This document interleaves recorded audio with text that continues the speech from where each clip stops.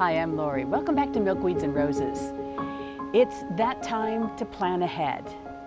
The weather is fairly decent, so I'm taking advantage of it and doing a task now to get ready for fall. Specifically, time to tie up and prune some roses. They put on an awful lot of growth in this cycle of rain and heat and rain and heat. And going into winter, I have to make sure, especially that the climbers are off to a good and healthy start, and that their limbs, their long arching growth, will be protected from the high winds of winter. So that's the plan.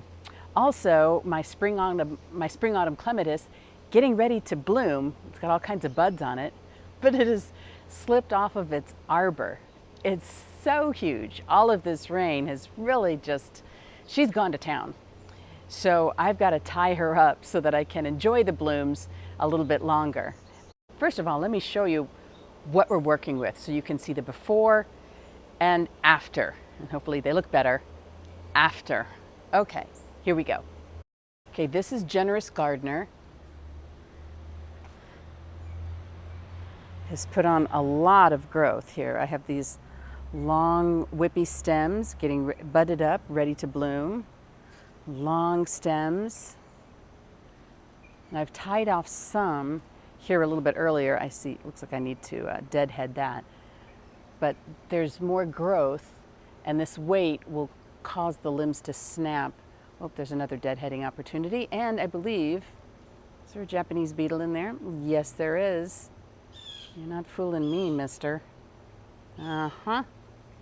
All right, so yeah, I've got to tie these up, secure them to the fence so that the weight won't cause them to snap over the course of the winter.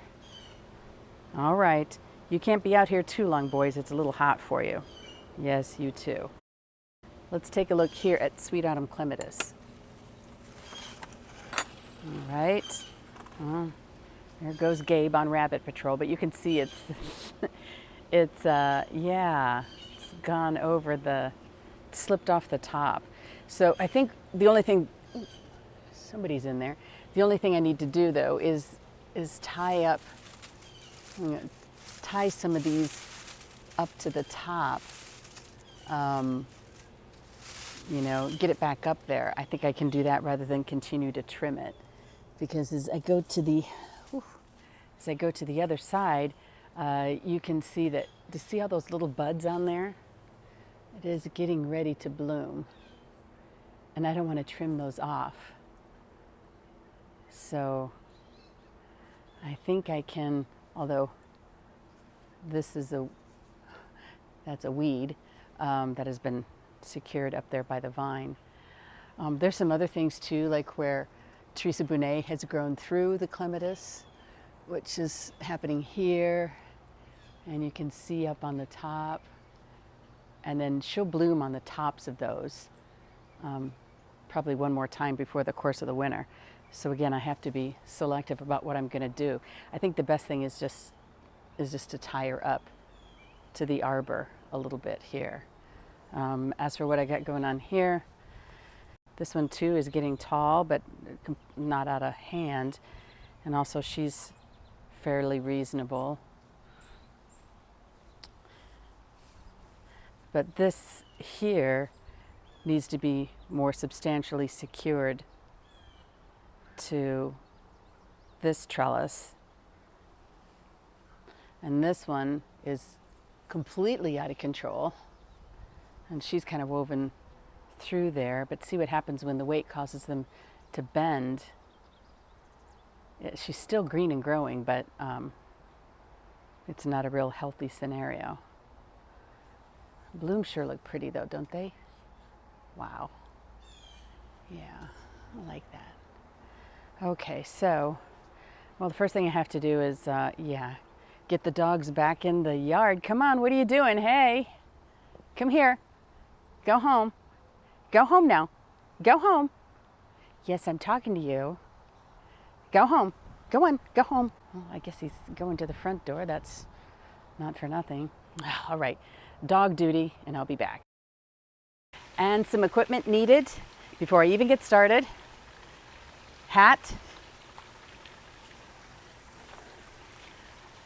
gloves, heavy duty ones that go up to the elbows. I've got my wire for tying and a couple pair of pruners. So here we go. So I began by tackling the Sweet Autumn Clematis. This is actually a pretty heavy vine, so the trellis underneath is metal, and I am grateful for that. And I'm grateful that the ladder can remain steady as I'm doing this. So I had to speed it up here a little bit. The hard part was weaving the galvanized wire through the clematis to attach it to the arbor. But it doesn't take a whole lot of work once I get that started. It's just digging in there and finding the right place. I leave this vine up through the winter, and I attach Teresa Brunet, the rose that's growing through the top. I bend her over horizontally and attach her to the top. So the vine kind of serves as a protection for both the rose and for wildlife, for beneficial insects. So I do leave this in place over the winter. And then, a little bit of work here on the side, which is there is another clematis underneath there, but you can't really see it. It kind of weaves through and pops out the other end. Sweet Autumn Clematis, it's just her show, and everybody else is just a part of it. That's kind of how this goes for this time of year. And then trying to free this weed through there that had been caught up by the vine and trimming that. So that was a little bit of a pick and clear job there, so that was worth it in the end. And it also involved removing some dead material from underneath. So the end result, I think, does look much better, and I'm confident it's going to stay in place at least through the bloom, and after that her growth cycle is done. Now tackling the roses, I'm going to start by telling you I stopped pruning altogether and stopped deadheading my roses the beginning of September. That's because in zone 5B, they don't have time to recover. The new growth just gets frozen. So now this is only blooming on the top because I didn't bend it down horizontally early enough. I need to do that early in the season because this growth really exploded so fast because of our weather cycles. So, and the same thing with Generous Gardener here on my south fence. Boy, she grows fast, faster than I could have believed. This is just the second year for this rose. I planted her in the late fall.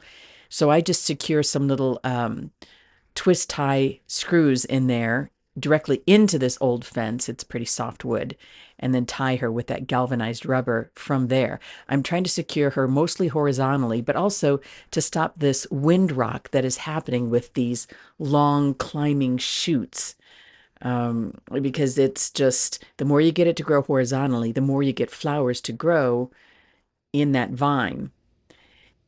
Like I said, I've got several shoots to secure, and it doesn't have to be too difficult a job here, but I realize the trellis I put in place is not going to be big enough to keep Generous Gardener, and I can't wrap her around there and just have her be happy. So I do want her to grow on the fence, and she's definitely growing on the fence, and I'm sure my neighbors will enjoy it by the time all is said and done. So getting those secure, and again, I like the wire in this, the rubber, the galvanized wire here, because it prevents anything that's too harsh.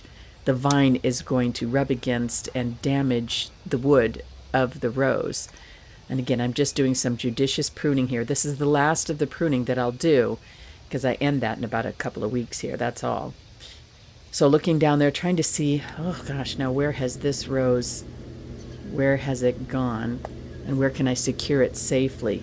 Because this is the cane that is damaged because it bent. Now I look at New Dawn. It was kind of late to get started here because of the cold, damp corner that it's kind of growing in. But I put this little, mostly decorative birdhouse in here, and I noticed the leaves are so bendable and pliable. The rose just kind of secured herself in there. But I am going to add some more ties either way, just to make sure she doesn't, with the snow, that she doesn't collapse. So I've kind of wound her and attached her to that birdhouse. And the same thing with this long shoot that goes horizontally. But I think, it's the same thing here. I think this will be good. It's still got some more blooms to go. And once these blooms are done, I'll probably trim it back just a bit to try to secure it either to the fence or to the trellis. Now as I look up, see, now this is what happens, what it looks like when the rose tried to heal itself from a bend. It's still green and growing, but that part that is damaged from the weight there might be an endpoint for insects or for disease. So I'll see how it goes through the season, and that'll be something that I'll prune, honestly, probably in winter, because a hard prune right now would just stimulate more growth, and that's not healthy for a rose as we're going into these seasons with cooler temperatures and snow and all that. The other problem I have here is make sure that your rose canes aren't rubbing against. See how it naturally is rubbing against? That's going to cause another endpoint for damage and insects. So I've got to tie it away from the other rose stem, and I do that by twisting so there's a bit of a wire buffer between the rose and the trellis. So do a little twist first so that the rose isn't directly rubbing up against the metal of whatever your trellis is, and then I twist it into the trellis.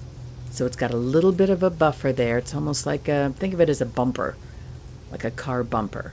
Okay, there, you can still move a little bit, but it's not going to rub, and that's what causes that damage that you see there up above.